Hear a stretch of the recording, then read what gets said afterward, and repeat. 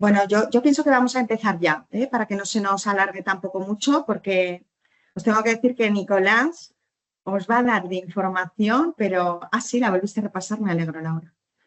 Os va a dar muchísima información, ¿vale? Realmente ha preparado Nicolás una sesión, yo pienso que muy potente, teniendo en cuenta muy bien el empezar un poco despacito, digamos, ir generando, comunicando información de forma, pienso que muy ordenada, y entonces creo que os va a ser muy útil.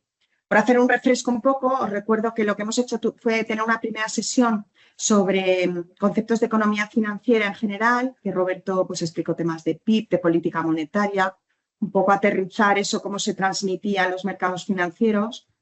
La segunda sesión la tuvimos sobre renta fija, que Alex yo creo que fue capaz de explicar muy bien el tema de la diferencia entre los precios, los tipos de interés, los riesgos, un poco de cada una de las partes y cómo intentar navegar todo eso.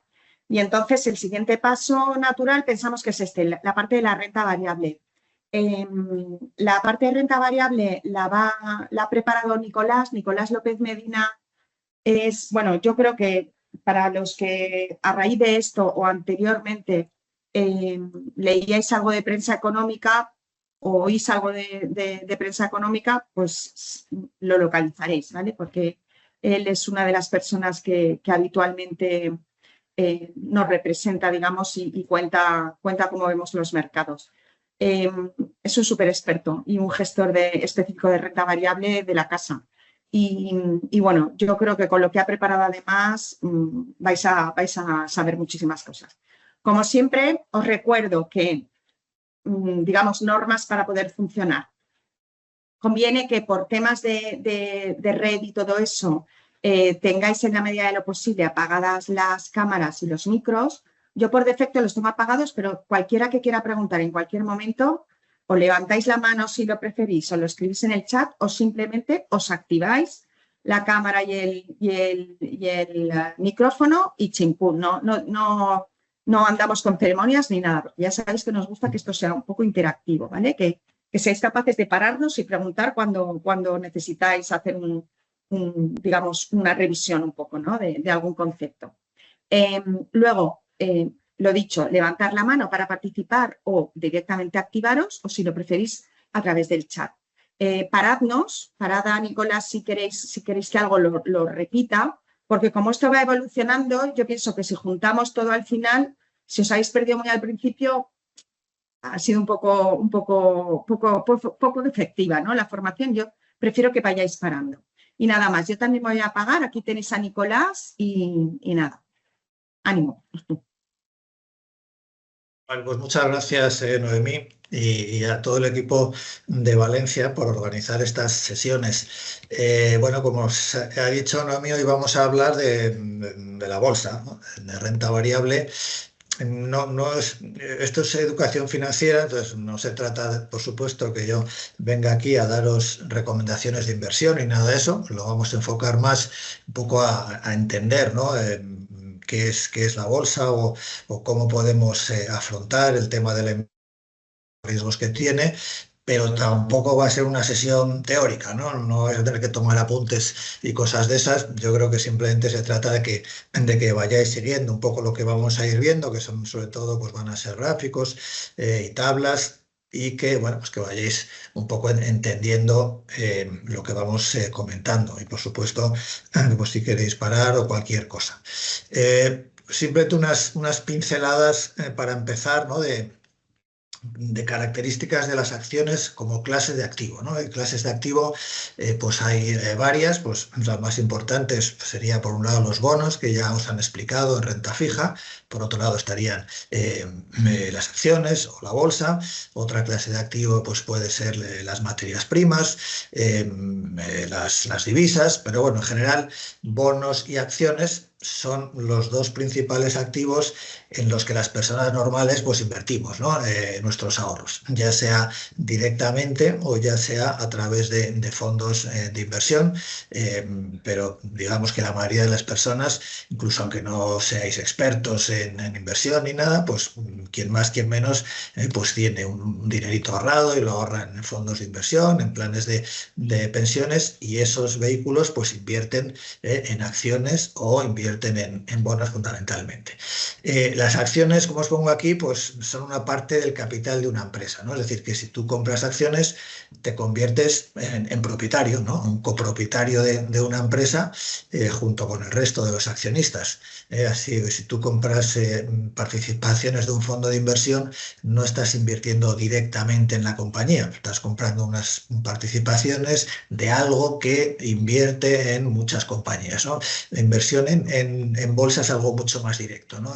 Y eso, bueno, pues tiene ciertas connotaciones, desde puramente psicológicas, porque uno, si compra acciones, pues qué sé yo, de la compañía BMW, por ejemplo, pues se identifica mucho más con esa inversión que si tienes acciones o si tienes participaciones de un fondo que invierte en 50 compañías, pero tú no eres accionista de ninguna, ¿no? Invirtiendo en bolsa directamente, sí, invirtiendo en acciones, tú eres copropietario. Eso significa que, entre otras cosas, pues tienes derecho a percibir los dividendos que pagan las compañías, que luego veremos un poquito lo que son, y tienes derecho, por ejemplo, pues si algún día la compañía se liquida, pues a que a ti te den la parte que corresponde a tu participación en la compañía. O, bueno, pues sí, ya lo he comentado un poco, a derecho a recibir el dividendo. O a ir a la Junta General de Accionistas a votar, ¿no?, las decisiones que se someten a votación en la Junta General de Accionistas. Es decir, eres protagonista un poco de tu inversión. Los dividendos son una retribución que hace la compañía anualmente, igual que en los bonos os explicarían pues, que hay un cupón, que son unos intereses que se pagan, pues puede ser trimestralmente, semestralmente o anual. En las acciones las compañías generalmente, no todas, pagan dividendos. La diferencia, y de ahí viene el nombre de renta fija y renta variable, es que en los bonos esa retribución es fija. Pues una compañía emite unos bonos que pagan el 5% anual, pues siempre te van a pagar ese 5% anual.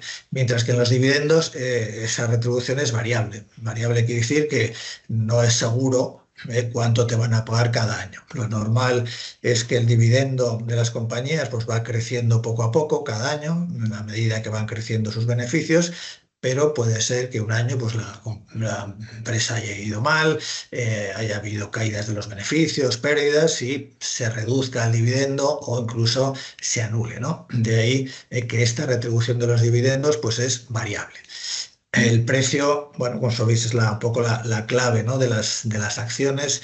Las acciones cotizan en el mercado, bueno, al menos las que están en bolsa. Hay compañías que no cotizan y también tienen acciones, pero de lo que vamos a hablar hoy, lógicamente, son de las compañías que cotizan en bolsa. Entonces, sus acciones están cotizando en el mercado diariamente y su precio fluctúa, ¿no? ¿En función de qué fluctúa?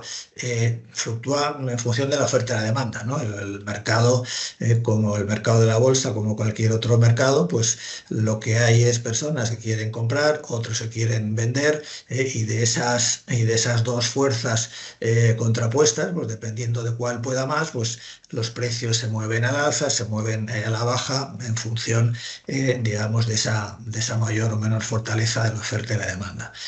Pero detrás de esa oferta y de la demanda, lo que hay también, bueno, pues son motivos por los cuales las personas deciden comprar o vender las acciones. Y esos motivos, pues de luego pueden ser múltiples, pero en fin, podríamos decir que en general pues las personas invierten en una compañía porque creen que va a tener una evolución, porque es una compañía sólida que va a crecer y que eso les va a dar una buena rentabilidad. Y el vender puede ser por lo contrario, o simplemente pues porque necesitas el dinero y quieres vender, ¿no? Pero en definitiva, que lo que hay en el mercado pues es un juego de oferta y demanda, que es lo que hace que el precio fluctúe. Vamos a hablar luego de rentabilidad y riesgo. son rentabilidad y riesgo, son los dos, digamos, factores o atributos financieros clave de los activos financieros. Al final, cuando compramos un activo, siempre vamos a tener que conjugar la rentabilidad que cabe esperar de ese activo con el riesgo inherente. El otro día hablamos de renta fija, ahí el riesgo es mucho, el riesgo de precio es mucho menor, puesto que en general los bonos te van a dar te van a devolver el dinero que invertiste a su vencimiento. En la bolsa, pues eso no sucede. Tú compras a un precio hoy y el día que lo vendes, dentro de unos días o de unos años, pues ese precio puede ser inferior o muy superior según cómo haya evolucionado. En consecuencia, vamos a hablar de cuál es la rentabilidad que razonablemente se puede esperar de una inversión en bolsa y cuál es el riesgo que asumimos, ¿no? Entendiendo como riesgo las desviaciones que se puede tener de esa rentabilidad esperada, ¿no? Ahora lo veremos con un poquito más claridad o por entenderlo así más fácilmente, podemos asimilar el riesgo de la bolsa a las fluctuaciones que tienen los precios, ¿no? Fluctuaciones que pueden ser muy importantes y que hacen, bueno, pues que esa rentabilidad que vamos a obtener supuestamente al final del camino, pues durante el camino no esté tan clara muchas veces. En la bolsa es un activo líquido, ¿no? Que quiere decir que se puede vender en cualquier momento y normalmente en la bolsa ya digo, hay liquidez suficiente para en cualquier momento comprar o vender cualquier tipo de acción. Eh, en definitiva, la frase esta que os pongo aquí abajo, ¿no? Invertir en acciones es participar en el crecimiento de la economía y de las empresas. Al menos cuando uno invierte a largo plazo, lo que espera de esa inversión es que se revalorice con el paso del tiempo, y eso es así porque la economía crece y porque en un entorno en que la economía crece, los beneficios de las compañías también crecen. Al menos esa es la experiencia histórica que tenemos, ¿no? En este gráfico lo que os he superpuesto, la línea negra es la evolución del PIB de Estados Unidos desde 1950 y la línea roja es un índice bursátil de Estados Unidos, que es el S&P 500, que es el índice que agrupa a las 500 compañías más grandes de Estados Unidos. Bueno, como veis, a grosso modo, pues el PIB crece y la bolsa se revaloriza con el tiempo. Es verdad que las fluctuaciones que tiene la bolsa son muy superiores a las de la propia economía. Visto así, la economía es bastante estable, tiene algunas caíditas que en este gráfico prácticamente ni se ven.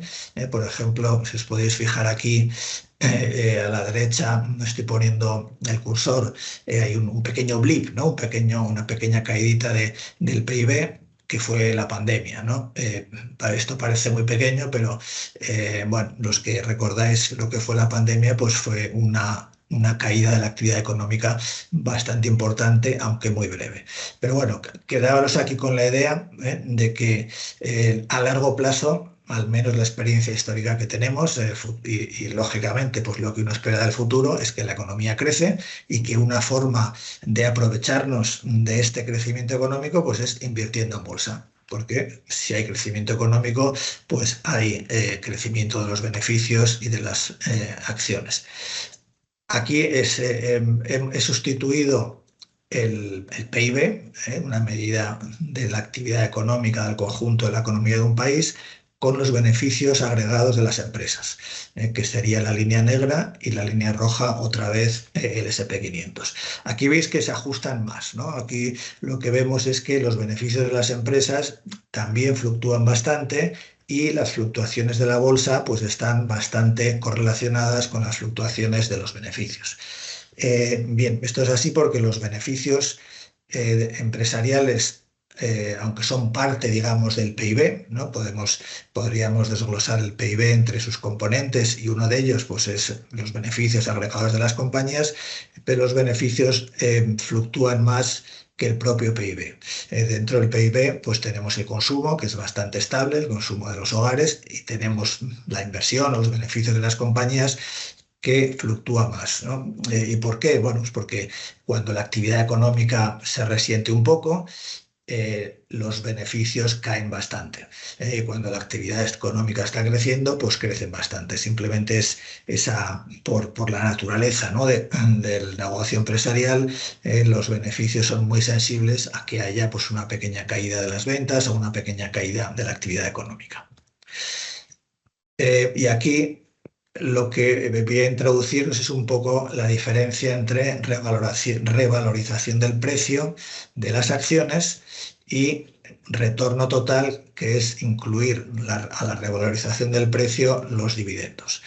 Bueno, esto es un concepto a lo mejor un poquito más difícil de entender, aunque dependiendo de la experiencia que tengáis con los conceptos financieros, pero vamos a ver, la línea roja es un poco el mismo índice que hemos visto en los gráficos anteriores, ¿no? Es un índice del S&P 500 que agrupa el precio de las principales compañías de Estados Unidos. Y la línea negra es una línea teórica que se obtiene añadiéndole a la línea roja el valor de los dividendos reinvertidos. Es decir, esto es es un índice que se calcula de una forma teórica, pero sería el efecto que tendríamos si cada año, cuando cuando las compañías de este índice pagan los dividendos, esos dividendos, en vez de llevártelos a tu casa, los reinviertes y vuelves a comprar acciones de ese índice. Es una forma un poco de ver cuál es realmente la rentabilidad total que se obtiene de la inversión en bolsa, porque si solo te fijas en el índice, no estás teniendo en cuenta pues que todos los años te llevas una parte de los dividendos que te han ido pagando y que o bien te los llevas a tu casa o bien los reinviertes, ¿no? Normalmente cuando hablamos de la rentabilidad de los activos, siempre hay que compararla pues peras con peras y manzanas con manzanas, ¿no? Entonces hay que compararlo en términos de retorno total, incluyendo tanto revalorización del precio como los dividendos obtenidos, ¿no? Entonces aquí tenemos una primera pista de cuál es la rentabilidad, al menos histórica, que nos da la bolsa. Como veis aquí, pues incluyendo dividendos, el S&P 500 desde 1950 ha dado un retorno total de casi el 12% anual. Esto lo compararíamos con lo que podemos obtener de una inversión en activos que no tienen riesgo o que tienen un menor riesgo que la bolsa, ¿no? Como puede ser el caso de los bonos que visteis el otro día. A día de hoy, pues los bonos te pueden dar en torno pues, a un 3% anual aproximadamente. Aquí simplemente hay que hacer una salvedad. En este caso, este gráfico o este cálculo toma como origen el año 1950, que fue, digamos, pues un año, por así decirlo, bajo, ¿no? En cuanto, es decir, que la bolsa desde ese año estuvo subiendo bastante. Si en vez de coger como punto de referencia 1950, cogemos, por ejemplo, el año 2000, que tuvo por delante pues varios años de caídas y complicados, pues nos saldría una rentabilidad algo menor, ¿no? Pero en todo caso, pues ahora afinaremos más respecto a cuál es la rentabilidad que da la bolsa a largo plazo. Este gráfico pues, nos da una pista en ese sentido, ¿no? Aquí estamos viendo el índice de Estados Unidos desde 1870 nada menos, pues 150 años, ¿no? Aproximadamente, incluyendo dividendos y descontada la inflación, ¿no? Esto es lo que se llamaría un índice de retorno total real. Es verdad que no estamos muy acostumbrados a entender o intuitivamente qué es eso de la rentabilidad sin inflación, pero bueno, pues ahora os lo intento explicar. La cuestión es que la rentabilidad real total de la bolsa de Estados Unidos desde 1870 hasta hoy ha sido del 6,9% anual. Para entenderlo un poquito más claro intuitivamente, pues a esto habría que sumarle la inflación, porque normalmente cuando hablamos de qué rentabilidad nos dan las cosas, siempre lo hacemos pues en términos nominales, ¿no? Es decir, incluyendo la inflación. Si hacemos eso, pues nos estaríamos acercando al 10% anual. Es decir, que una medida razonable de cuál ha sido la rentabilidad histórica de la bolsa en los últimos 150 años y en consecuencia pues una pista, ¿no?, de lo que nos puede dar la bolsa como activo, como clase de activos si invertimos a largo plazo, pues andaría ahí alrededor de ese 10%. ¿Cuál es el problema de la bolsa? Que ya estaréis intuyendo claramente viendo este gráfico, pues que esa rentabilidad pues no es constante a lo largo del año, que hay periodos en los que la bolsa sube mucho y hay otros periodos en los que o se queda parada o tiene caídas importantes. Entonces, claro, el horizonte de inversión de las personas no son 150 años, ¿no? Pues normalmente invertimos pues como mucho a 20, 30 años vista, ¿no? Si hay personas que de alguna forma pues son más o menos precavidas, ¿no?, con su ahorro y con su forma de invertir. Y en esos periodos de 20 años o menos, pues podemos tener rentabilidades pues bastante diferentes a ese 10%. Vamos a verlo un poquito más claro así en resumen, ¿no? En esto, es decir, lo que vemos en la bolsa es que hay como unos grandes ciclos. Esto es como en la Biblia, lo de las vacas gordas y las vacas flacas, ¿no? No sé si habéis oído esas parábolas o esa historia de 7 años de vacas gordas, 7 años de vacas flacas, lo que bueno, se referían a la agricultura, pero los ciclos pues es algo que está presente en muchos órdenes de la vida, entre ellos en la bolsa. Entonces aquí podéis ver ese ejemplo de cómo en estos últimos 100 años, en este caso, la bolsa ha seguido una serie de ciclos alternando pues, periodos de 10 años, 10, 15 años con una rentabilidad o nula o negativa y luego en cambio pues te coge 20 o 30 años seguidos con una rentabilidad muy superior a ese 10%. Y este es un poco esto es lo que llamaríamos el riesgo, ¿no?, de la bolsa, que las rentabilidades esas que teóricamente vamos a obtener pues no son lineales, es decir, no están aseguradas porque va a depender del periodo que nos toque vivir en la economía o en los factores que determinan estos ciclos. Aquí, por ejemplo, para situaros un poco, ¿no?, estos primeros 15 años, bueno, lo de los dibujitos del oso y del toro es porque bueno, hay un poco esa convención de que los periodos en los que la bolsa baja se les llama periodos bearish, ¿no?, de los dominados por los osos, y en los periodos alcistas se les llama bullish. Pues no sé, la verdad es que no sé muy bien por qué, pero bueno, se asocian los toros a cuando la bolsa sube y los osos a cuando la bolsa baja. Bien, esta primera gran caída, que bueno, que fue la mayor de toda esta historia, fue la Gran Depresión en Estados Unidos en 1929-1932 y algo que se repitió en todo el mundo, ¿no? Pues el que tuvo la mala suerte de estar ahí en la bolsa, pues prácticamente lo perdió todo. Fueron casi 15 años con esta otra recaída que fue la Segunda Guerra Mundial, donde, bueno, pues fueron 15 años pues, muy malos para la bolsa, muy malos para la inversión. Cuando acaba la Segunda Guerra Mundial, bueno, más bien que cuando acaba a mitad de la Segunda Guerra Mundial, porque este punto mínimo de aquí es de 1942.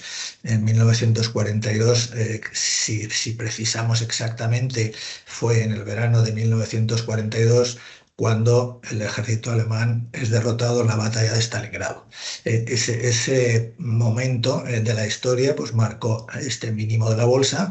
Y ahí, digamos que el mercado empezó a descontar que los aliados pues, iban a poder ganar la guerra mundial, entre ellos Estados Unidos, y la bolsa pues, ya inició un gran ciclo alcista que duró, pues, en este caso, 28 años. Tuvimos luego la década de 1970, que fue una década con problemas, con recesión, con inflación, otro nuevo gran ciclo alcista hasta el año 2000. Este ya un poquito más reciente negativo entre 2000 y 2009, donde aquí enlazamos el estallido de la burbuja.com y después la gran recesión del año 2008-2009, y desde el año 2009 estamos inmersos en un nuevo gran ciclo positivo o alcista en la bolsa. En este caso es la de Estados Unidos. Si viéramos un índice de España o de Europa sería un poco diferente porque nos ha costado más arrancar este ciclo, pero bueno, visto así en Estados Unidos, pues llevamos ya 17 años con un comportamiento en general positivo de la bolsa. Para ver realmente, porque claro, aquí estamos viendo que la bolsa tiene caídas, pero mejor no os des cuenta exactamente de hasta qué punto esas caídas pueden hacer daño o no hacer daño, ¿no? Entonces, aquí he puesto este perfil donde se puede ver exactamente esas caídas, pues, de qué magnitud son. Si os fijáis en la escala de la izquierda, pues veis que las caídas más importantes que ha habido en estos pues 50, 60 años han llegado a ser del orden del 50%. Y estamos hablando de un índice, ¿no? No estamos hablando de una compañía concreta, porque compañías concretas, pues seguro que las caídas pueden ser muy superiores, pero un índice como el S&P 500 que tenga una caída del 50%, bueno, pues son palabras mayores.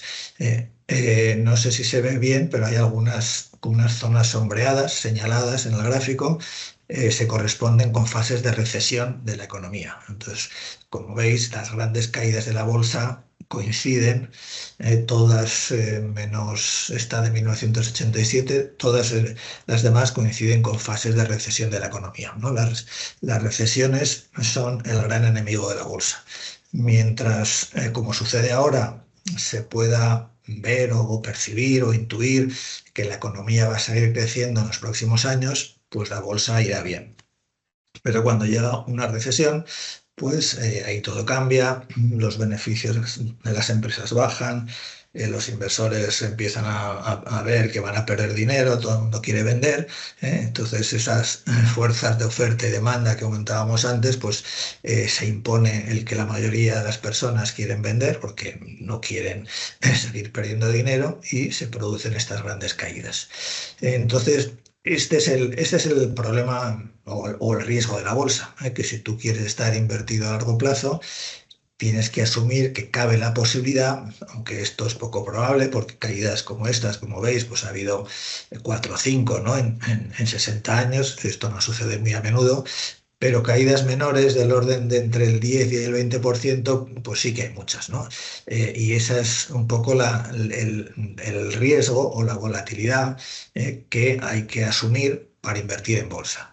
Si tú quieres optar a captar ese, en promedio, 10% anual de rentabilidad que te da la bolsa como clase de activo, tienes que estar dispuesto a asumir que un año concreto o unos meses concretos, la bolsa pues, le da por bajar y bueno, pues forma parte del paquete completo, ¿no?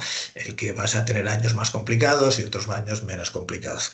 Por ejemplo, ahora estamos en un momento, como sabéis, con esto de la guerra de Irán, pues que la bolsa se ha puesto un poquito nerviosa.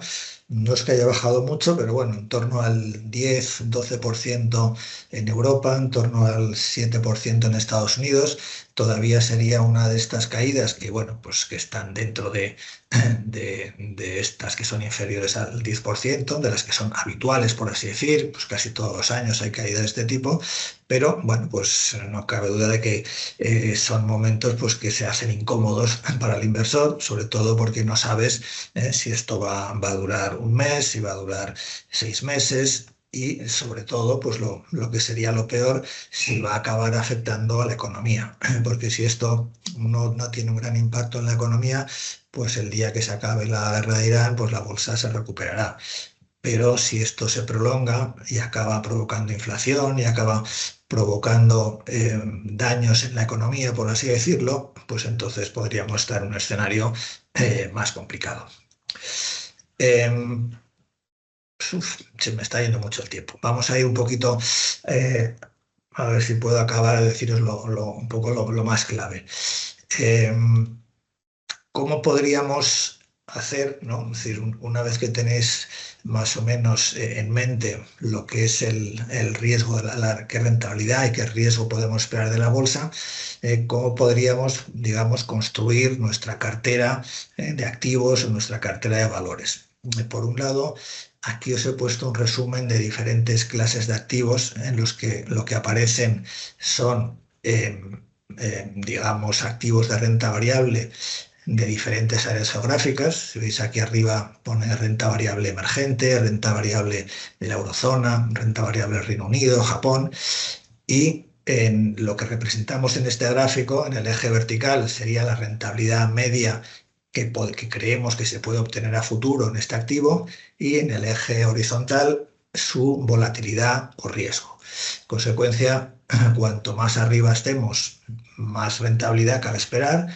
Cuanto más a la derecha, mayor riesgo. Como es lógico, pues hay una cierta alineación, que los activos que tienen más riesgo pues tienen más rentabilidad. Entonces, al final, construir una cartera así de clases de activo, pues lo que consiste en hacer una selección de un grupo de activos. Pues podríamos elegir algunos fondos de renta variable de algunas de estas áreas geográficas, algunos fondos de renta fija, que son estos que están aquí a la izquierda, de gobiernos, de crédito, etcétera, que nos den una rentabilidad media y un riesgo medio acordes a nuestras características como inversor. Si yo soy joven, como creo que sois la mayoría de vosotros, y tengo por delante muchos años de ahorro, pues sin duda me iría a coger activos de aquí, de esta parte de la derecha, que dan más rentabilidad, aunque vayan a tener más riesgo. Porque, bueno, pues no me importa que me pille una crisis si mi objetivo o mi horizonte de inversión pues son 10, 20 o 30 años. En otras circunstancias, a lo mejor puedo ser un inversor más defensivo y me tendría que conformar con menores rentabilidades, pero con menores riesgos. Bien, entonces vamos a intentar ahora visualizar un poco qué hay en la bolsa, ¿no? Es decir, vale, yo quiero invertir en bolsa, pero ¿cómo abordo eso? ¿Cómo abordo lo de en qué cosas concretas de la bolsa invertir? Entonces, por un lado, una primera, digamos, selección o un primer abordaje de lo que hay en la bolsa, pues sería los índices bursátiles de países o áreas geográficas, ¿no? Aquí tenéis pues un ejemplo de los principales índices bursátiles del mundo. Están divididos por continentes, pues Américas, Europa, Asia-Pacífico y uno global.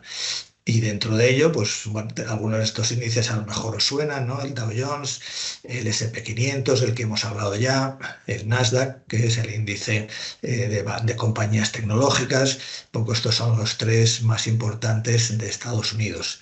En Europa tenemos índices de países, el FTSE 100, que es del Reino Unido, el CAC 40, que es de París, el DAX alemán, el IBEX, que es el español, y también tenemos algún índice, digamos, paneuropeo.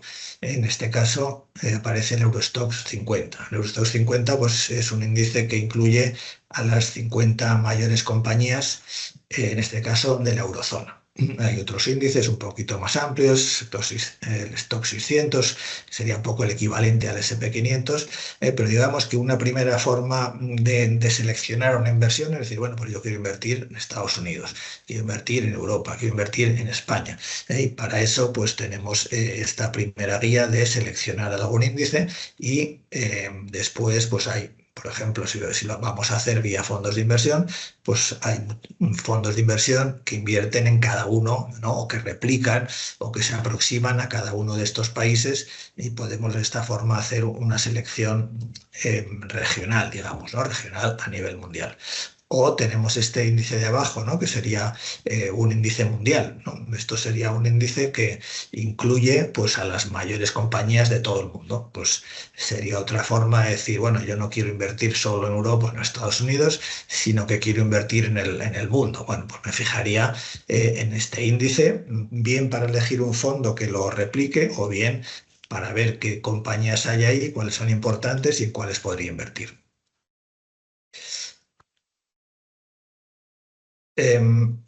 Bueno, aquí simplemente he puesto un poco la evolución que están teniendo este año. Esto es menos relevante, pero sí que veáis que como en el mes de marzo, que es justo cuando se inicia la guerra esta de Irán, pues están produciendo caídas significativas en los índices y que bueno, estos son los gajes que tiene la bolsa, que de vez en cuando te tienes que enfrentar a momentos así, ¿no? En concreto, en estas semanas los índices de Estados Unidos veis que están aguantando un poco mejor, están teniendo caídas menos fuertes y en cambio pues los de Asia y Europa pues son los que más están cayendo.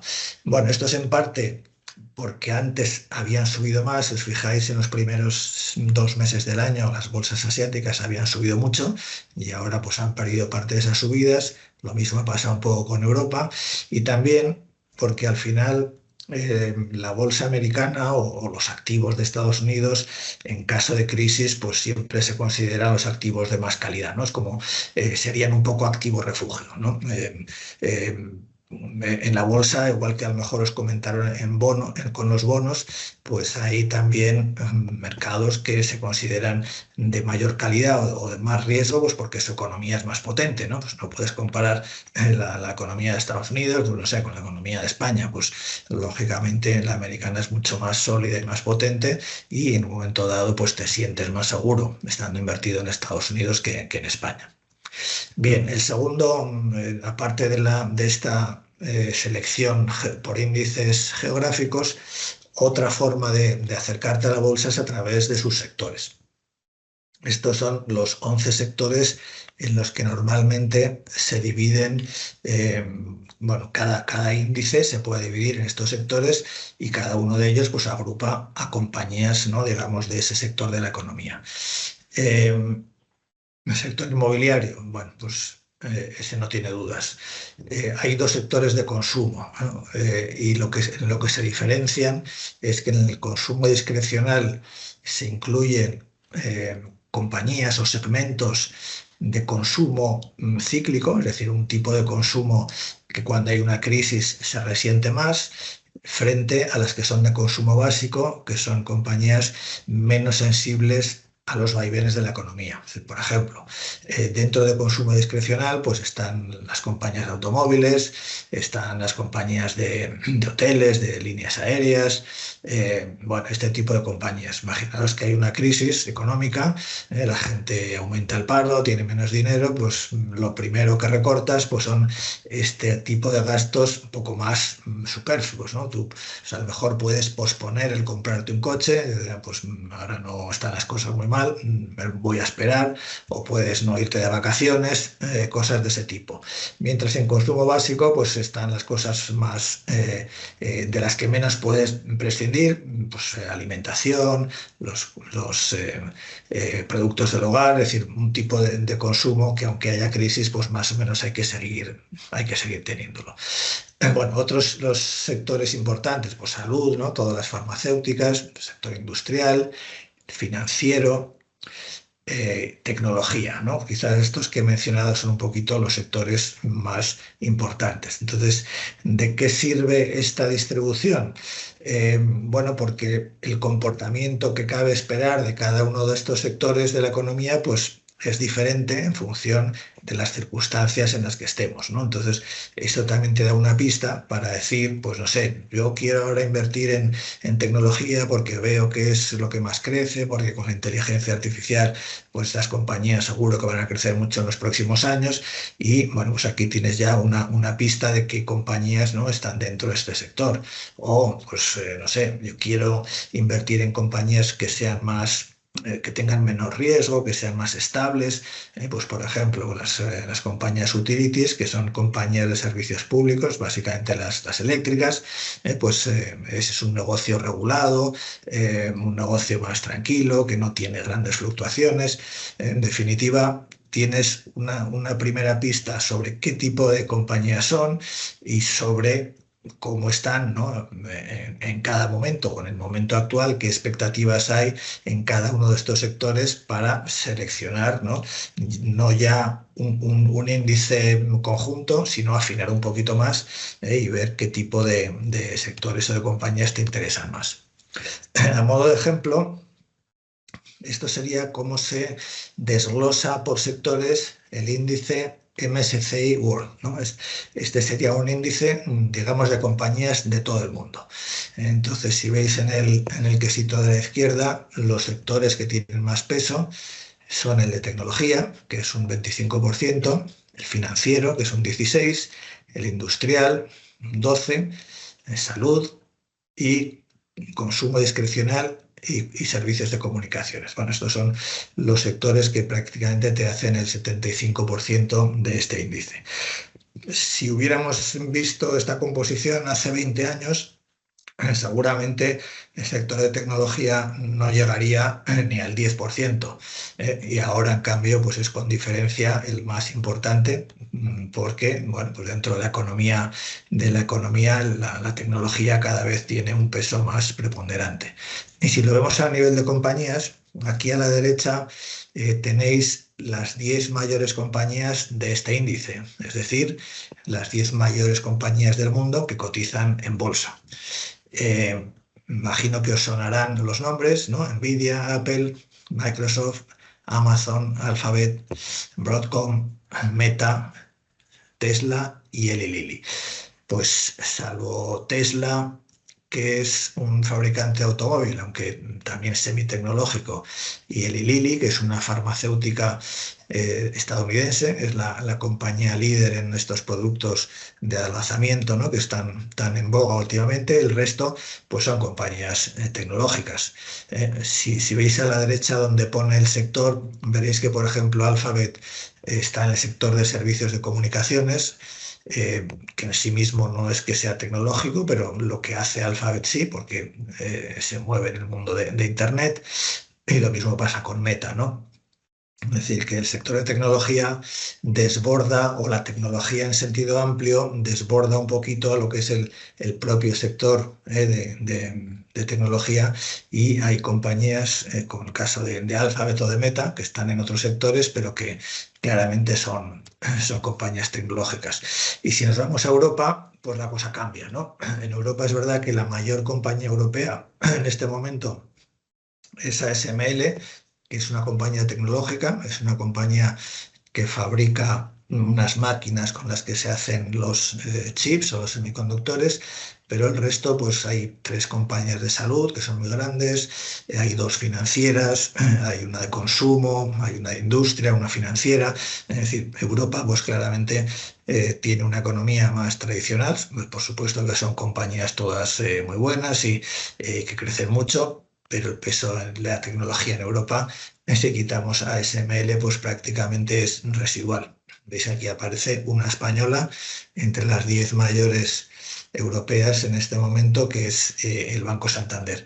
Y también, pues fijaros un poco en el tamaño de las compañías, ¿no? La compañía más grande de Europa vale 400.000 millones, y con ese tamaño, pues por supuesto no aparecería entre las primeras 10 del mundo. La Nvidia, por ejemplo, que es la más grande del mundo, es 10 veces la mayor compañía europea.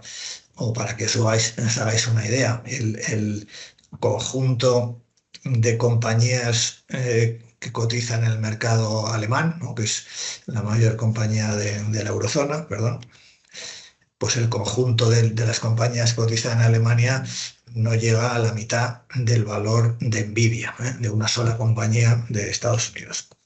Bueno, pues eso es el efecto del peso que tiene la economía en el día de hoy. Nicolás, Sí, perdona, que perdón. me gustaría que les comentaras una cosa, porque, claro, hablas mucho del SP500, Sí. pero sí que me gustaría que ellos tuvieran claro el peso que tiene la bolsa estadounidense frente al resto del mundo, y por qué tanto hablamos la gente que está relacionada con los mercados financieros de Estados Unidos. Yo creo que eso o Sí. sea, estás comparando sectorialmente los pesos y el importe, pero en el agregado, ¿sabes? En el Sí. MSCI World, el peso USA, sí que me Ah. gustaría que lo comentaras. Sí, bueno, no lo he puesto aquí, solo he puesto los sectores.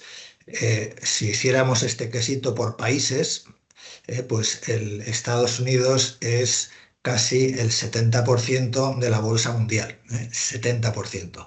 Bueno, pues es una lógica consecuencia del tamaño de las compañías que estáis viendo aquí.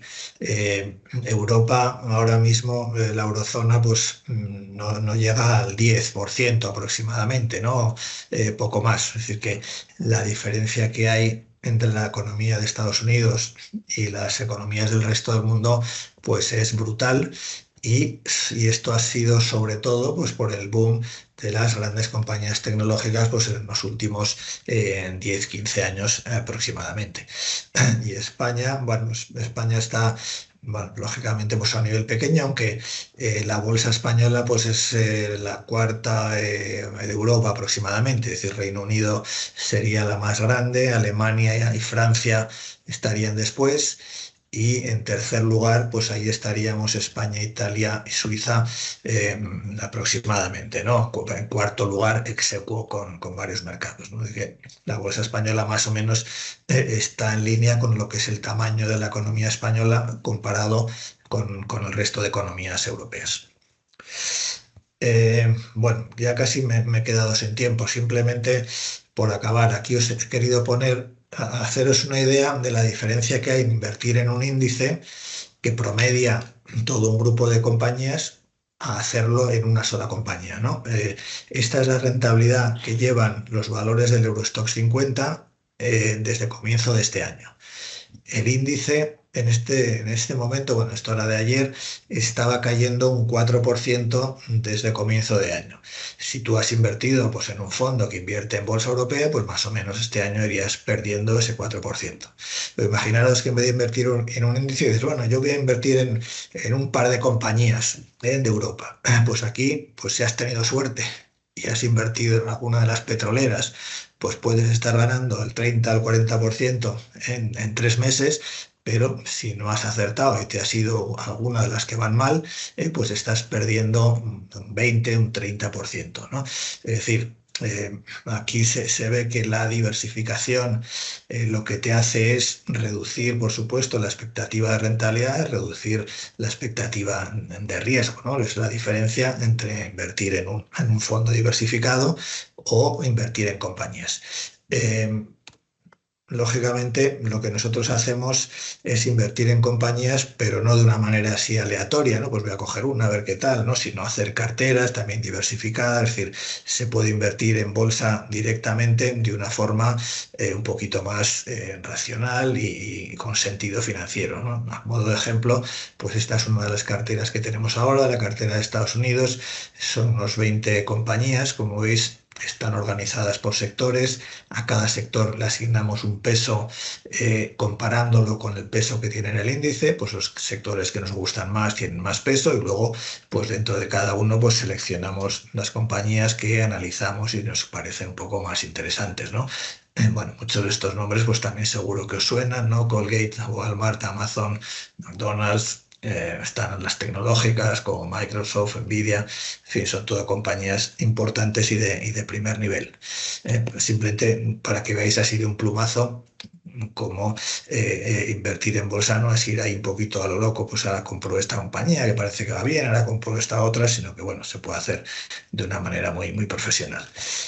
Bueno, yo creo que nos vamos a quedar porque no hay tiempo, ya sin entrar en lo que era la parte un poco más teórica, que era explicaros algo de cómo valorar las compañías, ¿no? Pero Nicolás, sí, perdóname un momentito. Mirad, yo no sé cómo te viene a ti, porque me lanza. Yo he alargado 15 minutos más la reunión para que el que sí, quiera y pueda, y siempre y cuando tú puedas, porque a mí esto me parece interesante que lo conozcan, esta parte de la sí, presentación, ¿verdad, Nicolás? Entonces, si a ti no te sí, importa que tienes ese hueco, si no tienes reuniones ni nada, o tienes que ir quitando, el sí. que quiera y le apetezca, pues podrías alargarlo, ¿te parece? Sí, sí, no hay problema. Gracias. Vale. Bien, o sea, lo que un poco a donde quería llegar así al final Es decir, bueno, tenemos ahí muchas compañías, ¿cómo hacemos para seleccionar unas u otras? Bueno, lógicamente hay un proceso de análisis detrás importante, hay que conocer las compañías, hay que conocer a qué se dedican, hay que ver cuál es la evolución de su negocio, pues si va bien, si crece, si no crece, pero bueno, luego algunos... algo que es importante fijarse es un poco el nivel de valoración que tiene una compañía, ¿no? Una compañía está cara o está barata, qué criterios tenemos un poco para eso, ¿no? Porque lógicamente pues lo que uno intenta es comprar compañías que tengan un precio razonable, ¿no? En función de lo que es. Entonces, entre los ratios que más se manejan, pues que hay muchos, aquí os he puesto uno, que es el ratio PER. El ratio PER, que es Price Earnings Ratio, es su nombre en inglés, lo que pone en relación es el valor de la compañía y su beneficio neto, como veis aquí. O si lo llevamos a nivel de por acción, pues sería la cotización que tiene una compañía concreta dividido entre su beneficio por acción, ¿no? Es un poco hacerlo a nivel global o a nivel por acción. ¿Qué significa esto? Pues imaginaros una compañía que en el mercado vale 100 y que su beneficio anual es de 10. Bueno, pues tendrá un PER de 10. Significa que el valor de esa compañía es 10 veces el beneficio que obtiene en un año. ¿Eso es poco, mucho? Bueno, aquí todo es subjetivo, ¿no? Pero una forma quizás de entenderlo más intuitivamente es darle la vuelta a este cociente, ¿no? Entonces, si una compañía vale 100 y su beneficio por acción es 10, significa que la rentabilidad que nos están dando esos beneficios pues es del 10%, ¿no? El 10% anual. Bueno, ahí ya intuitivamente pues sí podemos ver un poco que un PER de 10 o con una rentabilidad del 10% anual, pues es algo más bien barato. Pero en todo caso, lo que hacemos con este tipo de ratios es compararlo con el resto de compañías, compararlo con la media del mercado. Aquí, por ejemplo, tenéis una tabla donde hemos puesto los PERes de diferentes sectores y todos los sectores que hemos visto antes, que hemos mencionado, cuál es el PER de cada uno de ellos en relación a los beneficios que han obtenido en el 2025 y en relación a los que se prevén, ¿no? Los que se estiman que va a obtener en 2026 y 2027. Si nos centramos en esta línea que pone global, ¿no? Esto sería el PER del conjunto, ¿no? De compañías del mundo, de ese índice global, cuál es el PER que tienen cada uno de estos años. Y aquí podemos comparar, pues ver que, por ejemplo, la bolsa de Estados Unidos pues, está bastante más cara que el resto, ver que la bolsa de España o de Europa pues, está entre las más baratas. Y esto, bueno, pues ya es una primera pista, ¿no? Que nos puede llevar a estar más optimistas con un país que con otro en función de esta valoración. Pero algo que es importante manejar en el tema de las valoraciones es el crecimiento futuro. Porque dos compañías que tienen el mismo PER sobre los beneficios de este año, imaginaros que una de ellas en los próximos años su beneficio se espera que crezca, sea el 10 o 20% anual, y otra en cambio pues espera que no crezca nada. Lógicamente será más atractiva aquella que nos dé más beneficio futuro a igualdad de valoración. En todo caso, hay que poner en cuestión un poco cuál es la valoración actual, cuál es el PER actual con el crecimiento que se espera en el futuro. Una forma de hacer eso, bueno, lo podemos hacer así un poco a ojo intuitivamente. Dice, bueno, pues a ver, Estados Unidos tiene un PER ahora de 22, en los próximos años va a crecer el 15% anual, en cambio España tiene un PER muy bajito del 13, pero solo va a crecer el 8. Y bueno, pues ahí un poco ver si esa relación nos parece razonable o cuál nos parece más atractiva. A la hora de la verdad, cuando hacemos valoraciones de compañías, pues claro, tenemos que afinar eso bastante más y ahora veremos un poco cómo se hace, ¿no? Pero aquí tenéis un poco un gráfico de cómo están evolucionando los PERes, ¿no? Ese ratio PER de tres índices diferentes. El de abajo es el de Europa, el de en medio es el del S&P 500 y el de arriba el de sector de tecnología de Estados Unidos. Una primera constatación es que bueno, la tecnología siempre está más cara porque crece más. Que Estados Unidos es más caro que Europa, también porque crece más. Y finalmente, pues un poco un modo más anecdótico, en los últimos meses las valoraciones están bajando mucho. Y están bajando mucho, lo cual sería bueno, ¿no? Que se está abaratando el mercado. Por un lado, porque estamos en una fase que las cotizaciones están cayendo, por lo que hemos comentado antes de la guerra de Irán, y en cambio, las previsiones de beneficios siguen subiendo. Es decir, estamos en un momento, que también como habéis visto en la tabla anterior, en que hay mucho optimismo sobre lo que pueden crecer los beneficios en los próximos años y en cambio los precios en la bolsa están cayendo, ¿no? Parece una contradicción. Dices, hombre, si las cosas van muy bien los beneficios, ¿por qué bajan? Bueno, porque hay momentos en los que los inversores les entran las dudas, ¿no? Y dicen, sí, sí, las previsiones eran todo lo optimistas que quieras, pero como siga cerrado el estrecho de Hormuz y como el petróleo se vaya a $200 y como no sé qué, pues esto a lo mejor se nos va todo al garete, ¿no? Entonces, bueno, estamos en unos momentos de miedo que el mercado se abarata.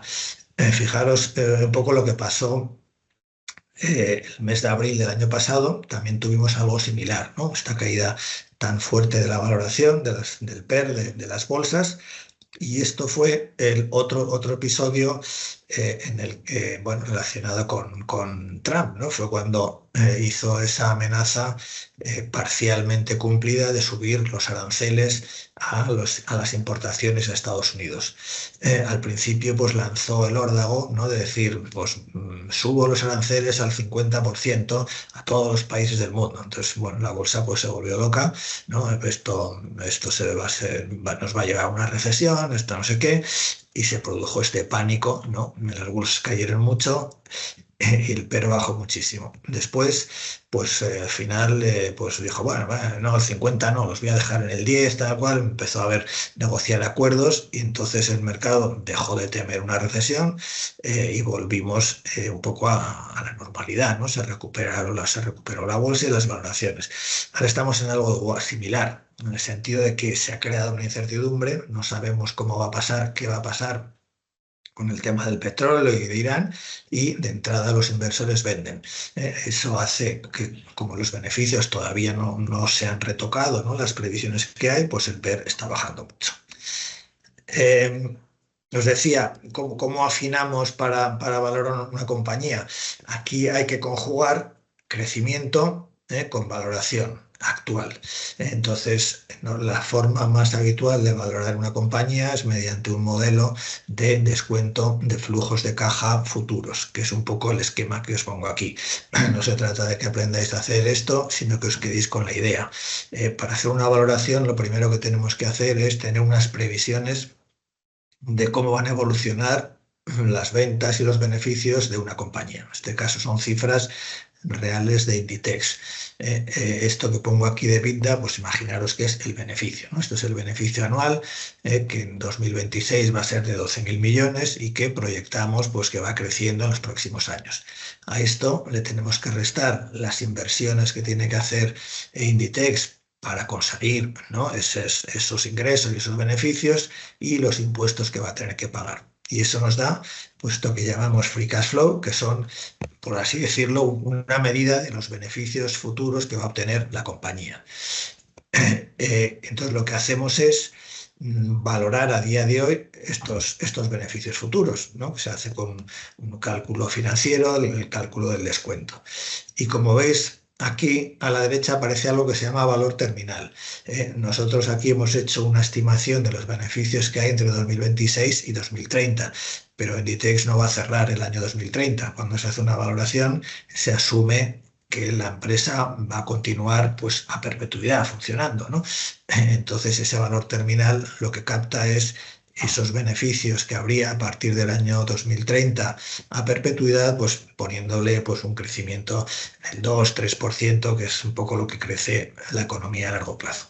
Entonces, descontando estos flujos, pues llegamos a un precio un precio objetivo que se llama, lo comparamos con la cotización y vemos si el valor está barato o está caro, ¿no? Es decir, aquí estamos afinando más porque estamos introduciendo lo que es la clave para el valor de una compañía, que es qué beneficios va a generar esa compañía en el futuro. Y aquí, un poco para que veáis ese contraste, ¿no?, de lo que está sucediendo ahora. En este caso esto es Microsoft. La línea blanca es la cotización. Veis que la cotización de Microsoft está cayendo con mucha fuerza desde el mes de octubre aproximadamente. Esta caída se debe sobre todo al temor que hay de que la inteligencia artificial vaya a acabar con muchos de los del modelo de negocio del software. Ahora mismo pues se están sacando aplicaciones nuevas de inteligencia artificial que hacen cosas que actualmente las hacen las compañías de software, por así decir. Entonces, eso ha hecho que los inversores entren en pánico y piensen que a Microsoft se le va a acabar el modelo de negocio y que en el futuro le va a ir muy mal. Y esto contrasta con que la previsión de beneficios, que es la línea azul, ¿no? La línea azul lo que refleja es el beneficio que se espera que va a obtener Microsoft en este año 2026, sigue revisándose al alza, es decir, cada vez se ve que el beneficio de este año va a ser mayor. Pero aquí el temor no está en los beneficios que vaya a obtener Microsoft este año, que ya se ve que van a ser muy altos, sino en lo que va a pasar en los próximos años, ¿no? Entonces, eso, si viéramos solo el PER de este año, no lo captaríamos, ¿no? Si vemos el PER de Microsoft de este año, pues veríamos que está bajando y bajando, y diríamos, uy, qué barato de tal, esto. Pero aquí el problema está, si hiciéramos un flujo, una estimación del valor de Microsoft poniendo en beneficios futuros, y aquí somos, digamos, pues introducimos hipótesis de que va a empezar a caer sus beneficios a partir del año X y tal, ahí sí que podríamos entender por qué está cayendo la cotización, ¿no?, de Microsoft. Entonces aquí veis la consecuencia de que la cotización caiga y los beneficios suban.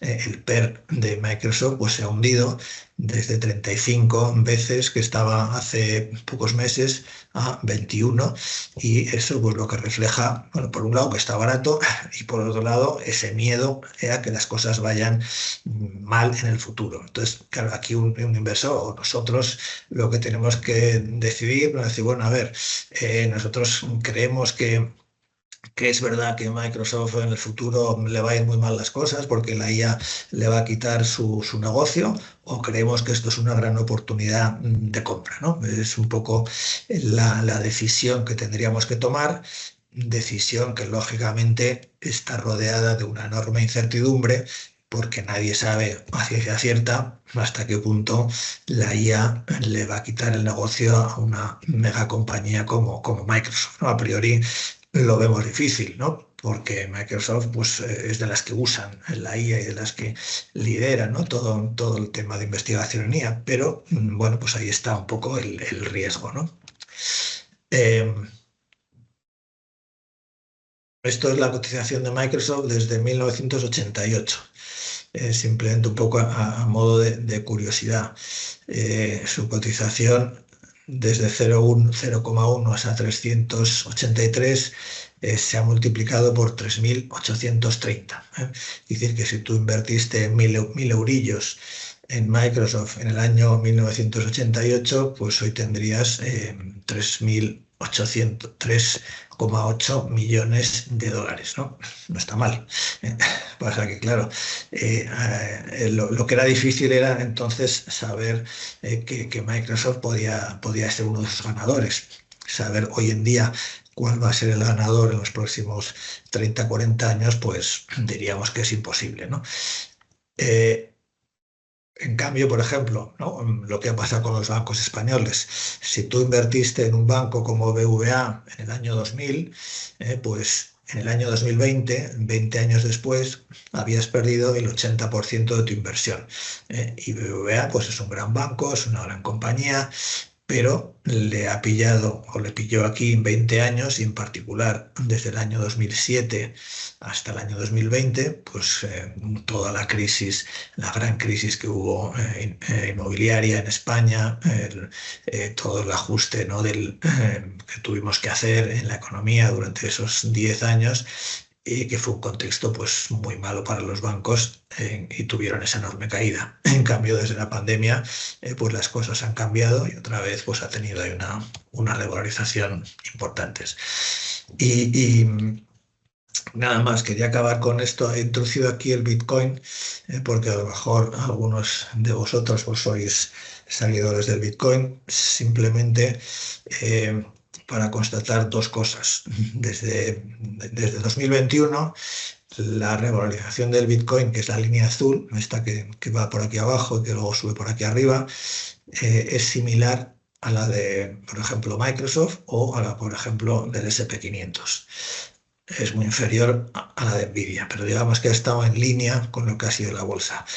¿Cuál es la diferencia? Que si veis sus fluctuaciones son muy superiores, ¿no? Es decir, Bitcoin como clase de activo, podríamos decir que nos ha dado en estos 5 años una rentabilidad similar a la que te puede dar la bolsa como rentabilidad de activo, pero con un riesgo muy superior.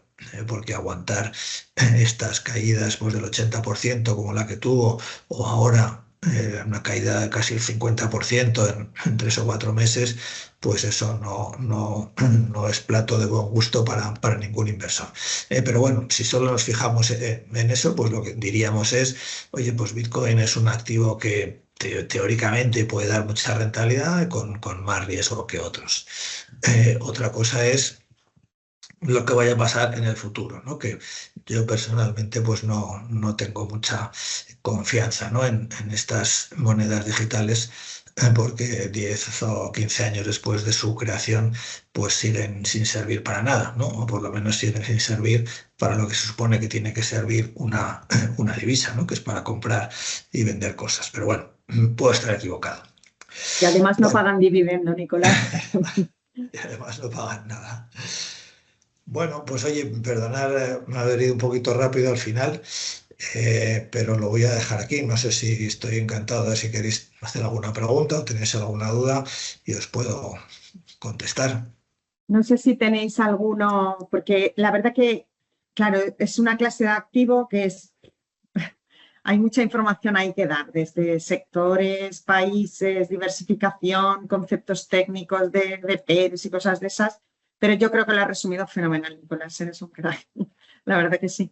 Os vamos a pasar esta presentación, pero si hay alguno que tenga alguna duda así, o alguna, yo qué sé, algún palabra que hayamos podido decir que no os haya quedado claro, que queráis reforzar o lo que sea, pues tenemos todavía 3 o 4 minutitos para ello. Aquí están poniendo que Vale. todo es muy bien, que han disfrutado mucho, que excelente explicación. Bueno, que lo sepas, Nicolás. Bueno, gracias. Mientras Si no vais tenéis pensando nada, si se nos os vamos a ocurre despedir algo, ya, que estamos fuera de tiempo, ¿vale? bueno, Y os mandaremos la grabación y la presentación a lo largo de mañana. Nada, muchas gracias a todos y ya sabéis que ya nos vemos después de Semana Santa, ¿vale? Y después de Pascua aquí en Valencia, que nosotros lo hacemos así. Entonces, hacia el 20, no recuerdo exactamente el día, 20 y algo de abril, os mandaremos la convocatoria como siempre una semana antes. Y nada, si queréis aprovechar la Semana Santa para repasar o tenéis cualquier duda, uy, Nicolás, estás en un color morado maravilloso. no sé por qué se ha puesto Muy, así, la muy verdad, de 8 de marzo. pero bueno. Pues si tenéis cualquier duda, ya sabéis que tenéis a vuestros tutores por ahí, me tenéis a mí y a vuestros tutores cada uno para que podáis hacer las consultas, ¿vale? Pues nada más, muchas gracias a todos por asistir, esperamos que os haya sido útil y que os sea útil para el futuro. Gracias.